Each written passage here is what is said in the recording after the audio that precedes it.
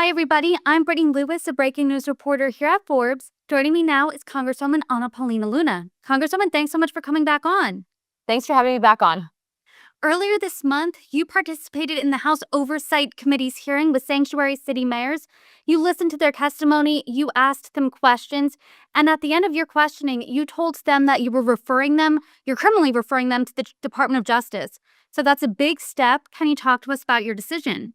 Absolutely. I think I share the same frustrations that the American people do, in that, first of all, Congress has the ability to do criminal referrals, but also now that we have the Department of Justice, it's time that the Department of Justice actually looks into bringing charges against people that are knowingly breaking federal law. So the reason why I went down the line of questioning that I did, and I would encourage everyone watching this clip to look at that line of questioning, if you guys can also maybe consider adding it into this interview.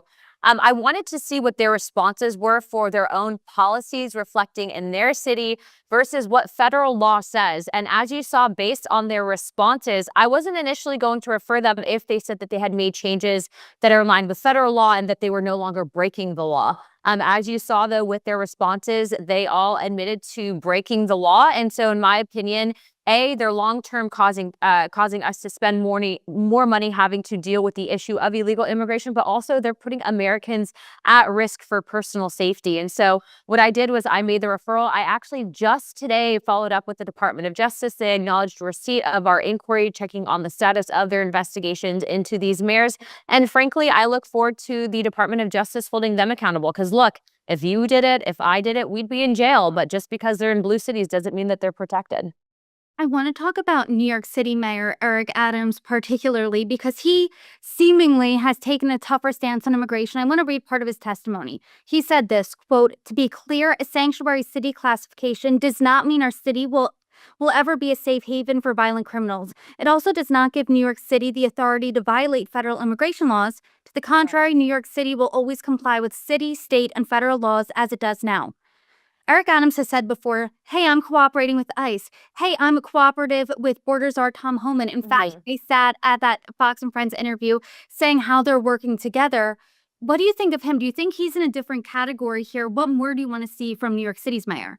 Well, look, as I stated earlier, I gave the mayors and I read their opening statements. And again, the ones that were in question with me, I asked them point blank on whether or not they're still violating federal law in my line of questioning. And as you saw with those referrals, if they were in line with federal law, I did not refer them to the DOJ. So I think obviously New York City has been plagued. Look, we know that New York City is a very blue area, and we know that its own representatives, for the most part, are doing everything they can to undermine with this administration and what Congress has mandated that they do in regards to stopping illegal immigration and enabling some of these people that are coming here doing very bad things.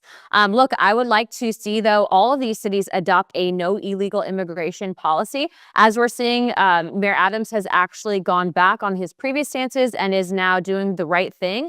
And so I hope that he continues to do that. But, I find it very interesting that as soon as he came out against the Biden policies on illegal immigration, that then there was a case opened up against him in regards to corruption charges. So look, obviously we don't want people doing illegal stuff, but I find the timing very, very coincidental.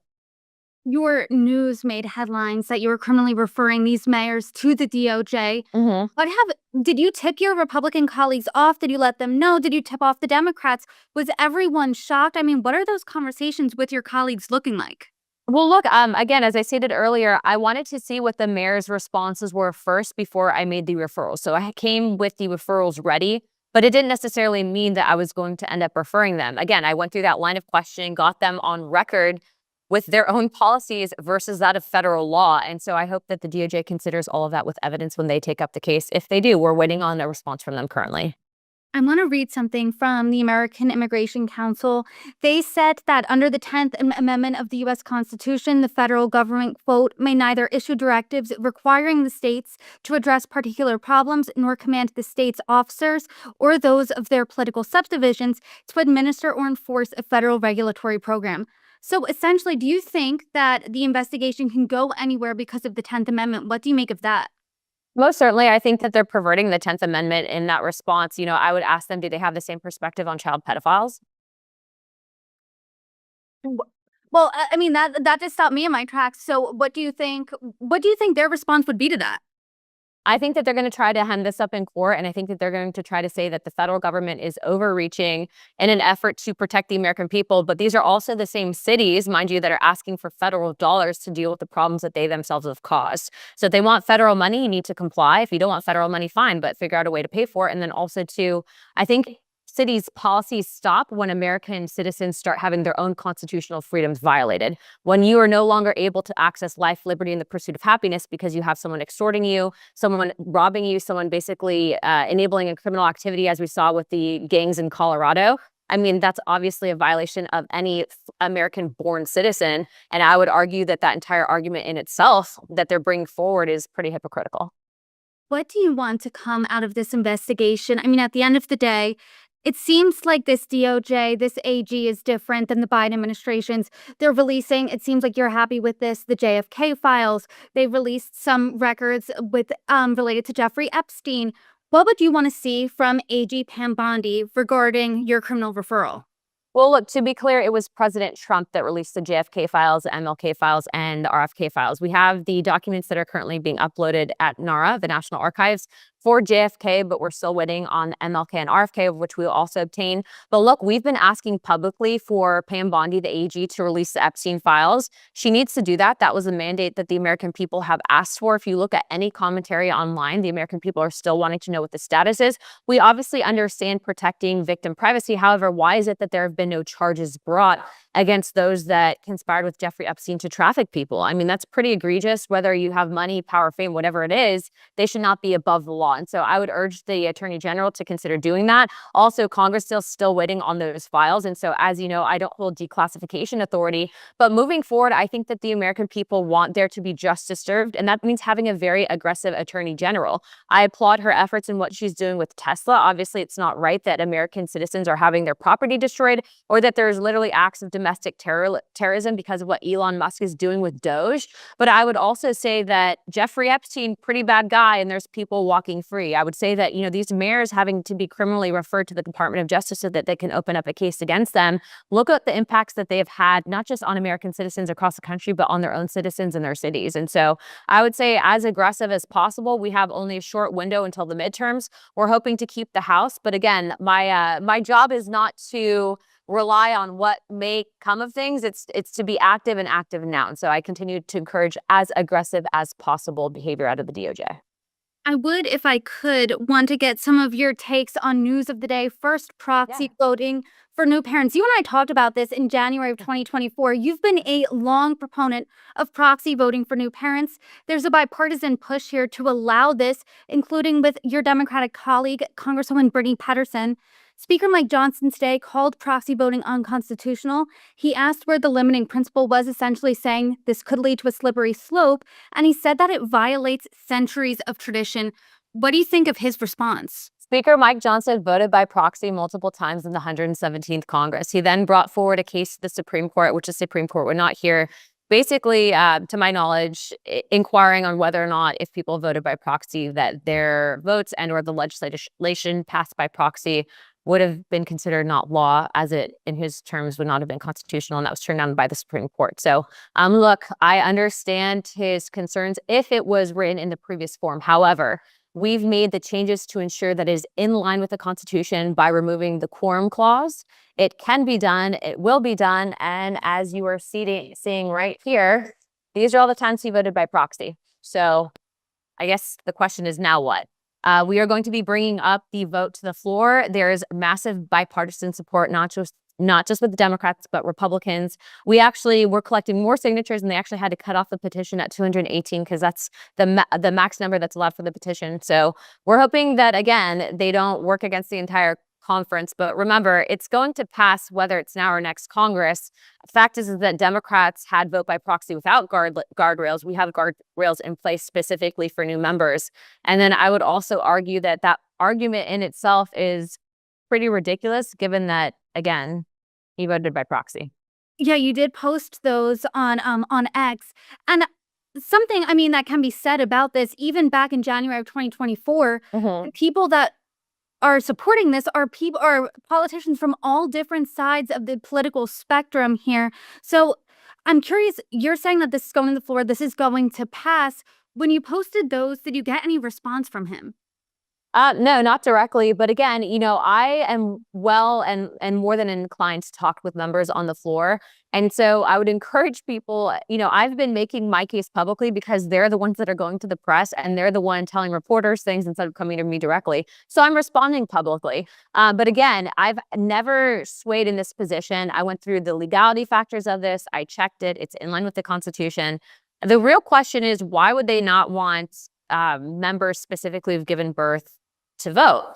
And really what's interesting is when I initially presented this, it was just for female members, just for new moms in Congress. And remember, we're talking about 0.00012% or 0.0012%. I was number 12. Brittany Pedersen is number 13. What's interesting is we're now at the slimmest majority in U.S. history. And we have now 2 members of Congress that are men whose wives are due to give birth. If not, they already haven't given birth. So effectively, you're then telling them that they can't spend time with a newborn or be there. What happens if there's a medical emergency, as in the case with Wesley Hunt, who had his son in the NICU? So look, Wesley Hunt's a big supporter of this. There's other members who I'm not going to name because we're starting to see the pressure campaign come forward from the conference. But, I'm not going to engage in this ridiculous debate that it's not constitutional when we've made it clearly in line with the Constitution. When you have over 50% of the Republican conference who's voted by proxy is in favor of it, specifically for this case, to say that it would open up the floodgates for other cases, I would argue, what legislation has the Congress done currently in the Republican side to actually codify what President Trump is doing? We are certainly able to pass bills that really are just messaging bills, but we're not actually codifying President Trump's plan and agenda. This might actually enable that to happen. We'll see. Yeah, his point about the slippery slope argument, when you and I talked last year, it was, I believe, 6 weeks you were allowing new moms of Congress. Now I think it's 12 weeks. Correct me if Yep. I'm wrong. But Correct. there's no slippery slope, right? Considering it's just for new moms and dads who's Well, Johnson didn't want to support it with just new moms, just for female members. And so I came up with a negotiation with the Democrats, and we were able to get them to sign on to support it.